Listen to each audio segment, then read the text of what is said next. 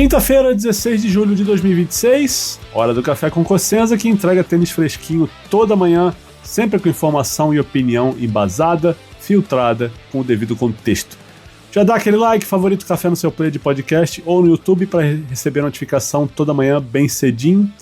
E hoje eu vou falar sobre o UTS, ou UTS, no Rio de Janeiro, que começa hoje no Maracanãzinho.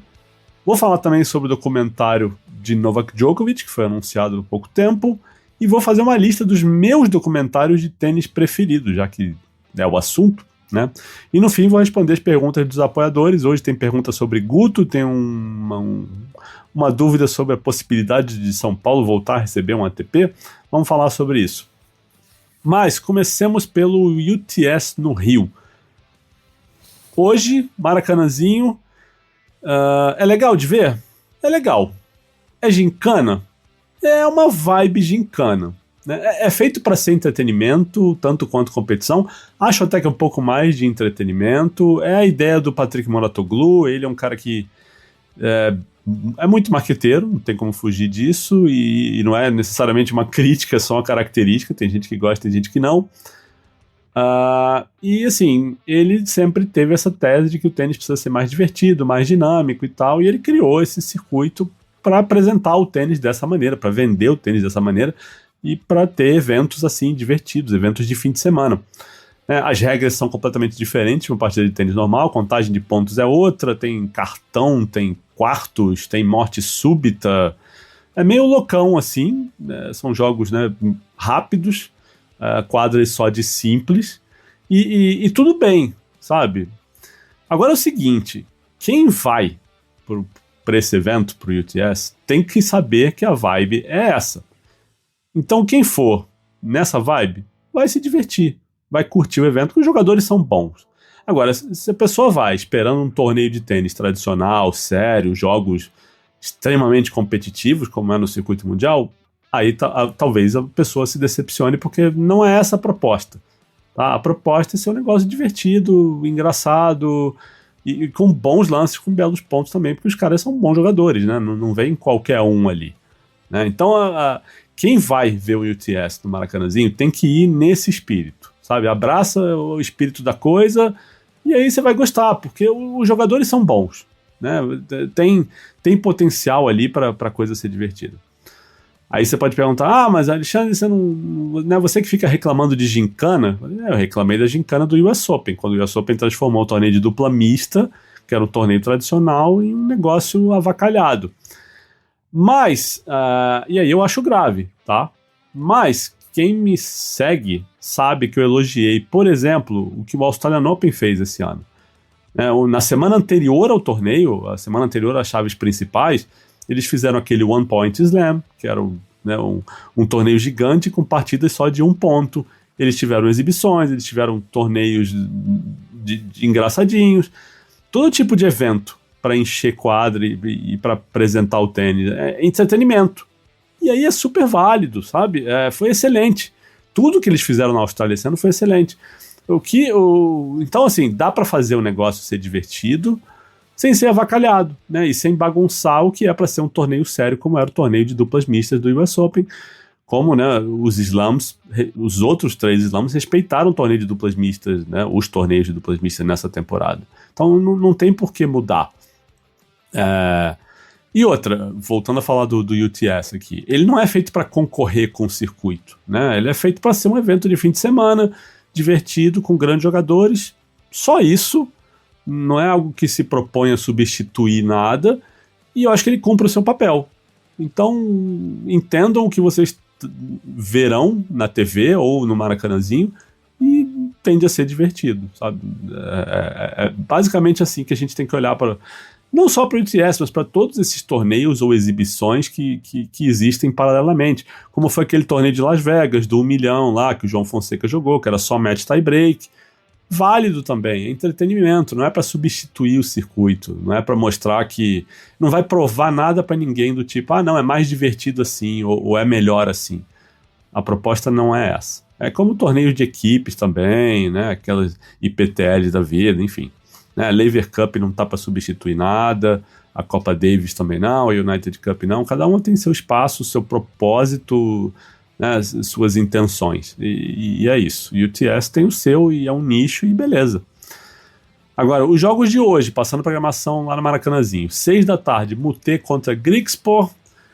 7 da noite, Cerúndolo contra Nakashima, Francisco Cerúndolo. Às 8, Kyrgios e Guto Miguel. Sim, Nick Kyrgios contra Guto Miguel. Aliás, eu vi um tweet de alguém ontem falando, porque as chaves os confrontos do UTS são sorteados aleatoriamente. E aleatoriamente o Kyrgios vai jogar contra o Guto e contra o João Fonseca, né? Isso é muito aleatório. E o último jogo da noite, às 9, é Norrie contra Mutê. O João Fonseca, ele joga na sexta-feira 2 vezes, às 19 horas contra o Grigspor e às 21 contra o Kyrgios. Quem ainda quiser comprar ingresso, tem na Ticketmaster, e quem quiser ver na TV, a transmissão é do Sport TV e da GETV. Beleza? Vamos falar de Novak Djokovic agora. Foi um assunto que eu não comentei no café de ontem, mas houve o lançamento do primeiro trailer documentário do Djokovic, chamado The Wolf in Winter. A tradução literal disso seria O Lobo no Inverno. Não sei se esse vai ser o nome oficial em português, porque a gente já viu traduções e adaptações de títulos bem criativas, para dizer, né, para não falar outra coisa. Mas é um documentário do mesmo diretor daquela série Last Dance, que conta, né, o último ano do Chicago Bulls, do Michael Jordan, e vai estrear dia 20 de agosto, pouco antes do US Open, no Prime Video, tá?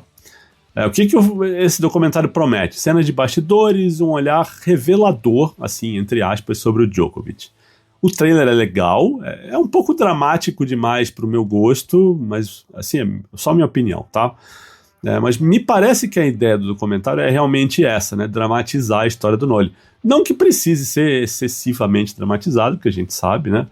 Mas me parece que vão abordar muito essa coisa de ele ser o vilão no mundo de Rafa e Roger, né? A questão dele polarizar opiniões, etc, etc. Né?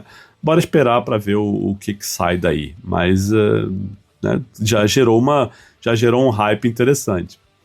E aproveitando esse embalo, já que estamos falando de documentários, e já que também hoje é um dia fraco de notícias tenísticas, é uma semana, né, pós-Islândia, é sempre meio ressaca, vou citar aqui 5 documentários de tênis que eu gosto muito. Não sei se são meus 5 preferidos, porque a minha ideia era listar meus 5 preferidos, mas nem todos os documentários que eu gosto estão em catálogo agora, em serviços de streaming. Então o que eu vou fazer? O meu preferido eu vou citar, ele não está em catálogo. Mas os outros 4 não são necessariamente uma ordem específica, mas esses outros 4 são excelentes e estão em catálogo em serviços de streaming, então quem tiver em casa pode ver. Tá? Depois eu cito outras menções honrosas, outros documentários que eu vi e gostei, mas os 5 são os seguintes. Primeiro, né, o 5º lugar. Boom Boom, o mundo contra Boris Becker, né? Esse Boom Boom saiu do título em português, porque Boom Boom era o apelido do Becker, né? Boom Boom Becker. Então o título em inglês é Boom Boom The World vs. Boris Becker. Está na Apple, tá? São 2 episódios longos, falam da carreira do Becker e termina a história com a condenação. Então foi um documentário feito antes dele ir pra cadeia, né? Quem comprou o livro do Becker, eu tenho ele aqui, inclusive tá do meu lado aqui. Eu recebi da Sextante. Estou mostrando no vídeo, não sei se eu vou usar esse corte. Mas eu recebi esse livro da Sextante, comecei a ler, ele começa bem forte com os relatos dele na cadeia. Mas esse documentário que está na Apple, ele é feito antes do Becker ir para a cadeia, passar esse tempo na prisão. Mas o que eu gosto desse documentário é que ele é um documentário meio old school, assim, ele é de depoimentos, conta a história, ele não é publicidade, não é aquele documentário filtrado pelo personagem principal, não é marqueteiro, mostra o bom e o ruim do Becker, o que ele fez de certo, o que ele fez de errado, tem cenas fortes, tem uma trilha sonora excelente, então vale a pena, quem não viu, veja, porque é bom, é documentário com D maiúsculo, sabe? Não é esses filmezinhos de 1 hora que conta historinha besta. Não, esse é documentário mesmo. São 2 episódios longos, 1 hora e quase 2 horas, Recomendo bastante para entender a história do Boris Becker, não só no tênis, mas também dos problemas dele com né, desvio de dinheiro, questão de imposto de renda lá, que fizeram ele ir parar na prisão no Reino Unido. Número 4. Vilas, serás lo que debas ser ou não serás nada? Esse é o título original. Em português ficou assim: Guillermo Vilas, essa vitória é sua.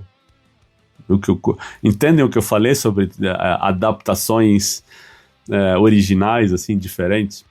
E esse doc aqui, ele tem um viés evidente, que é o ponto de vista argentino da coisa, né? Ele é comandado conta a história do trabalho de um jornalista argentino chamado Eduardo Pupo, que é muito respeitado lá, e ele passou 13 anos trabalhando para reconstruir a matemática do ranking da ATP, para provar que a ATP errou e que o Vilas deveria ter sido o número 1 do mundo. Tá?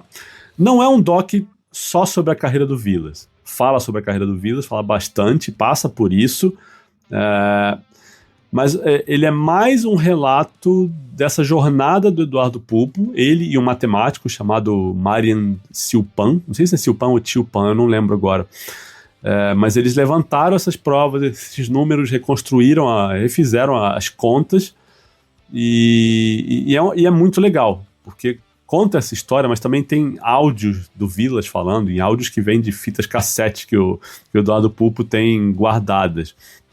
E como trata, assim, muito de emoção, de um trabalho apaixonado e apaixonante do Eduardo Pupo, também passa pela relação, né, de carinho emocionante que ele tem com o Vilas. É um filme forte, é um filme bonito, sensível. Eu gostei muito, né? Eu diria que, assim, é obrigatório para quem gosta de assuntos relacionados à história do tênis. Recomendo demais. Número 3 da minha lista. Federer, 12 últimos dias. Esse título tá ok, né? O título em inglês é 12 Final Days. Tá no... Aliás, eu não falei, né? Mas essa série do Vilas tá na Netflix. Esse do Federer tá no Prime Video. E ele mostra os 12 dias entre o anúncio, né? A gravação do anúncio do Federer de que ele pararia de jogar na Laver Cup e até o último dia dele na Laver Cup, a última partida que ele joga em duplas com o Rafael Nadal. É bonito, é emocionante. Esse é para ver com o lenço do lado, quem é fã do Federer especialmente, né? Porque ele tem imagens, tem depoimentos de bastidores, ele não é um trabalho histórico, né? São realmente esses 12 dias só. Mas tem os pais do Roger, tem o Tony Godsick, que é o empresário dele, tem depoimentos do Nadal, do Djokovic. É muito interessante para a gente ver como é que o Federer lida com essas emoções. Porque a gente não está acostumado a ver o Federer, né, emotivo ou falando abertamente sobre isso num ambiente assim, meio sem barreiras. E é um documentário muito bem editado, ele usa flashbacks, ele entrega um filme legal pro fã, ele entrega o que o fã gostaria de ver, sabe? Tem imagem do Djokovic chorando, tem imagem do Nadal chorando, é forte. Como eu falei, quem é fã do Federer tem que ver com um lencinho na mão ou um balde do lado, porque é para chorar. Número 2, Untold Breaking Point. Esse é o nome original. O nome em português é... Como é que era? Federer versus Fish, que é meio bizarro, né? Porque o Federer não tem nada a ver não tem quase nada a ver com a história. Mas esse documentário, ele é importante porque ele trata de saúde mental. Ele não é um documentário sobre a carreira do Fish, embora ele, né, fale um pouquinho sobre tudo sobre a criação do Fish como atleta e o que levou o Fish a ter problemas de saúde mental. Mas para quem não sabe, ele conta a história, né, de uma crise de ansiedade que o Fish teve antes das oitavas de final do US Open de 2012 e seria um jogo dele contra o Federer. Por isso que o documentário em português chama Federer vs Fish. Provavelmente alguma artimanha de SEO de alguém para botar o Federer no nome e ajudar na busca e tal. Mas o nome da série, o nome original da série nem passa pelo Federer, tá? Mas é um documentário importante porque ele fala de fraquezas que a gente vê, e a gente vê pouco esse lado sendo mostrado por atletas, né? De repente, porque o Fish, ele é um cara que o documentário mostra que ele é criado para não demonstrar fraquezas, para não sentir fraquezas. né? Ele é um cara criado como atleta para ser um dos grandes do tênis. E ele foi um dos grandes da época dele. Mas em um certo momento ele começa a sofrer as consequências disso na saúde mental dele e acaba com essa crise de ansiedade que ele tem. Tem participação do Roddick nesse documentário e eu acho que a resumo da história, o mérito desse filme aqui é mostrar que reconhecer as fraquezas, admitir essas fraquezas faz parte, é importante para a saúde mental e para lidar, para a gente se entender. Né, não só como atletas, mas como pessoas. Eu acho que o entendimento, a mensagem que passa não é só para atletas, é para pessoas, de modo geral. Por isso que eu acho que esse documentário é importante, e por isso que eu coloco ele tão alto na minha lista. Ele não tem grande valor histórico, no sentido de, nossa, cenas antigas, cenas que nunca ninguém tinha visto, não é esse tipo de documentário. Mas ele trata de uma questão que é muito atual, que vem, né, sendo vista e revista e cada vez mais está ficando evidente que o atleta de alto rendimento precisa precisa olhar com muita atenção as questões de saúde mental. Então, por isso esse documentário é importante. Tá, repito, né, na Netflix. E o meu primeiro lugar, que infelizmente está fora de catálogo, era um documentário que estava no Prime Video até um tempo atrás, mas saiu, acho que saiu há pouco tempo, inclusive. Mas é o Andy Murray Resurfacing. Chama Ressurgindo em português, Andy Murray Ressurgindo.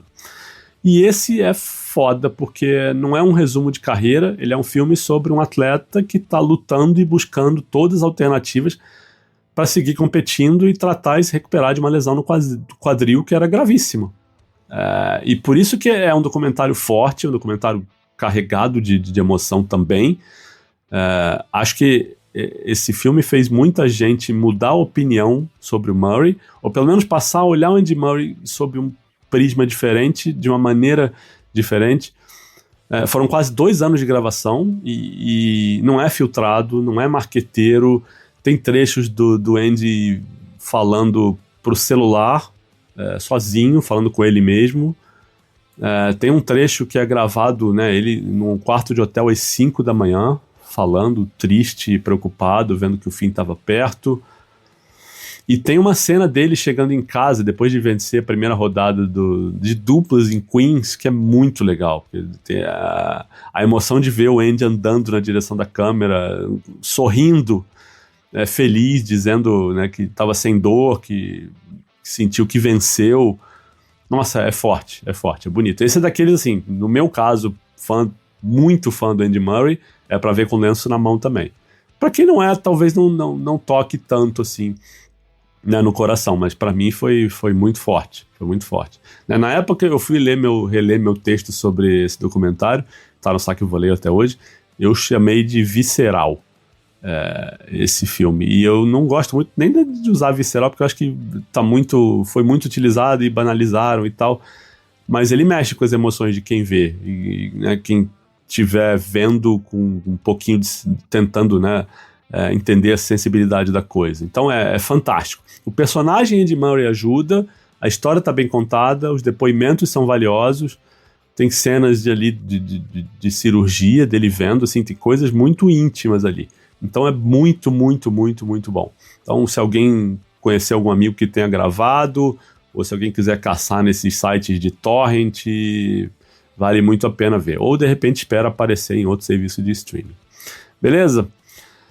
Vou deixar aqui menções honrosas, que são o documentário do Rafa na Netflix, falei sobre ele num café há pouco tempo. O Strokes of Genius, que é um documentário sobre a final de Wimbledon 2008, entre Federer e Nadal, é muito legal. Esse não está em catálogo nenhum.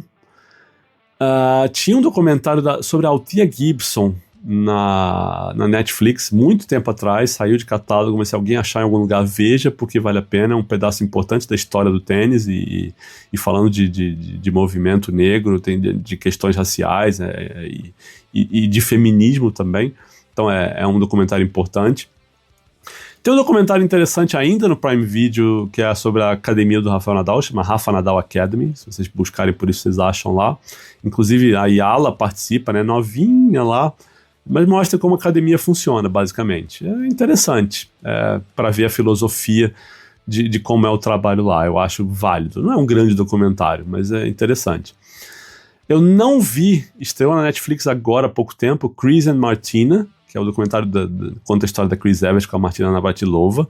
Chama Chris and Martina The Final Set. Não vi se tem nome em português, mas está na Netflix já no catálogo aqui no Brasil e eu só não vi ainda. Né? Pretendo ver para contar depois para vocês o que eu acho. Se tem um que eu não recomendo é o Breakpoint, que foi a tentativa da Netflix de fazer um Drive to Survive para o tênis.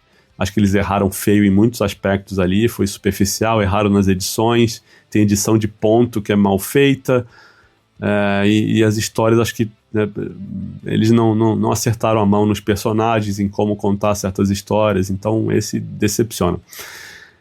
E um bônus que eu vou deixar, que não é exatamente um documentário, é um mockumentary, que está no catálogo da HBO, que eu não sei se é HBO Max ou Max, eu não sei qual é o nome hoje, porque já mudou várias vezes, mas é o serviço de streaming da HBO. Chama 7 Days in Hell, que é um mockumentary. Para quem não sabe o que é o conceito de mockumentary, é tipo você fazer um documentário sobre algo que nunca aconteceu na vida real. Então, a história desse filme é a história do jogo mais demorado da história do tênis, que durou 7 dias, e ele é contado num formato de documentário. Só que, óbvio que esse jogo não existiu, é uma obra de ficção. Mas ele é contado como se fosse documentário e é fantástico, assim, eu ria demais, porque, assim, são cenas bizarras, são situações surreais, situações extremas, mas vale a pena ver porque é divertido. Eu gostei muito, eu já vi várias vezes, revejo de tão bizarro que é, assim. Pra quem gosta de um humor mais escrachado, assim, e nunca viu nada parecido sobre tênis, recomendo muito, tá? Óbvio que tem filmes bons sobre tênis, tem biopics que não são documentários, né? Tipo o filme do Richard Williams, o filme do Borg versus McEnroe. Tem muitas coisas legais sobre tênis. Depois eu posso tirar um café só para falar sobre filmes de modo geral, mas de documentários que eu lembrei, os meus preferidos são esses, tá? Vamos ler algumas notícias aqui do dia. O Rafael Roda foi anunciado na Laver Cup. Faz sentido, né? É mais um jogador jovem, de potencial, encaixa no perfil da Laver Cup. Esse ano, por exemplo, o time mundo tem o Learner Tien e agora o time Europa com o Rafael Roda, já que não vai ter João Fonseca esse ano, o Tien foi escalado para o time mundo. É um evento legal, eu gosto de ver, também como eu estava falando do UTS, assim, tem seu propósito, acho que entrega bem. E a Laver tem um valor histórico muito importante para o tênis, não só pela despedida do Federer, mas por ter colocado o Federer e Nadal jogando duplas juntos e por ter apontado um caminho que foi copiado por outros eventos. A United Cup copiou vários elementos, o Australian Open saiu distribuindo câmera pelos lugares, né, nessa vibe Laver Cup. Então, assim, a Laver mostra muito bastidores e a galera gostou muito. E a United Cup copiou descaradamente, né? Câmeras, microfone no banco, a equipe toda ali na beira da quadra. Óbvio que são todos eventos da Tennis Australia, né? Eu falei da Australian Open, a Laver Cup é organizada pela Tennis Australia e a United Cup também. Mas muito do que aconteceu depois veio, né, do resultado de sucesso de como foi bem recebida a Laver Cup nesse aspecto de gerar conteúdo viral, de botar microfone, de mostrar bastidores, de ter os jogadores ali no banco na beira da quadra. É um evento muito bem resolvido, eu acho.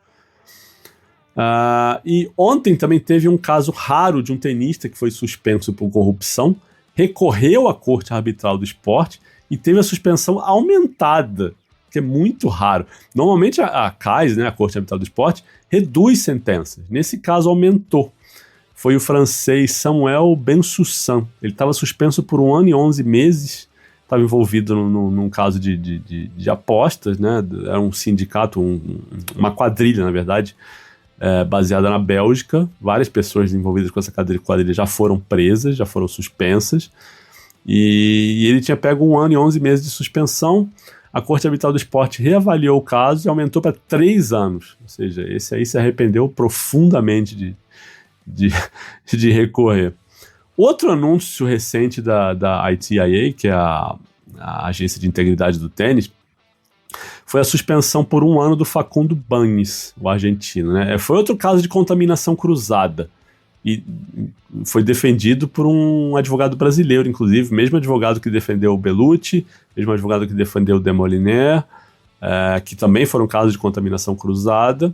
Qualquer dia eu posso falar mais sobre isso. Eu não gosto de mergulhar muito em certas situações aqui para não correr risco de levar processo, mas quem me encontrar na rua, num torneio ou nos eventos, né, da semana que vem tem o Saque Volley Open, pode perguntar que eu falo o que eu acho sobre isso.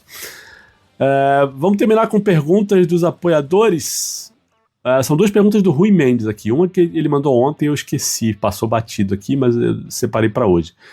Hoje ele mandou a seguinte pergunta: com a construção de uma arena multiuso em São Paulo com 20 mil lugares, você vê a possibilidade de volta de um ATP 250 aqui na capital? Nesses torneios são necessárias quantas quadras além da principal? Rui, eu acho que não precisa de uma arena de 20 mil para fazer um torneio de tênis, né? Dá para fazer, o SP Open faz aberto ali com uma arena para 2.500 pessoas. Então não é por isso que não tem um ATP em São Paulo, né? O Ibirapuera pode perfeitamente ser usado para isso, como já foi usado, né? Basta você ter uma estrutura de apoio. Na época você tinha quadras de treino ali, você tinha mais 2 quadras oficiais para jogo que eles construíram do lado de fora, na parte externa, cobertas também, porque o torneio era indoor, e dá para fazer, né? Então acho que o mínimo para um 250 são 3 quadras de jogo e o resto, e umas quadras de treino, não sei quantas de treino, mas tinha lá essa estrutura no Ibirapuera.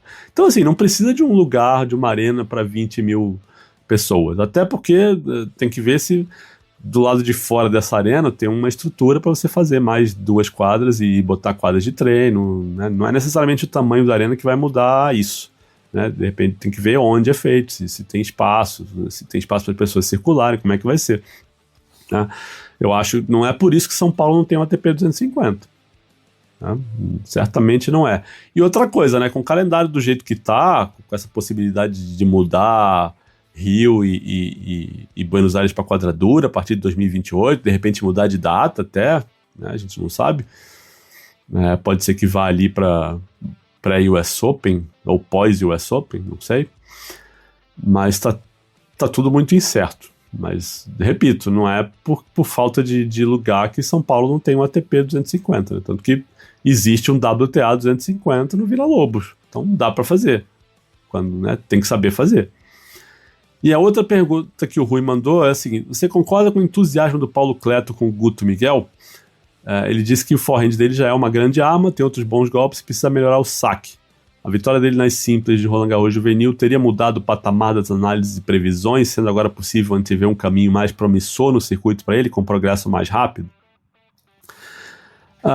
Bom, eu acho que o forehand do Guto é muito bom, e o Paulo Cleto é técnico, tem muito mais experiência que eu para analisar isso, então se ele falou, não sou eu que vou discordar, tá?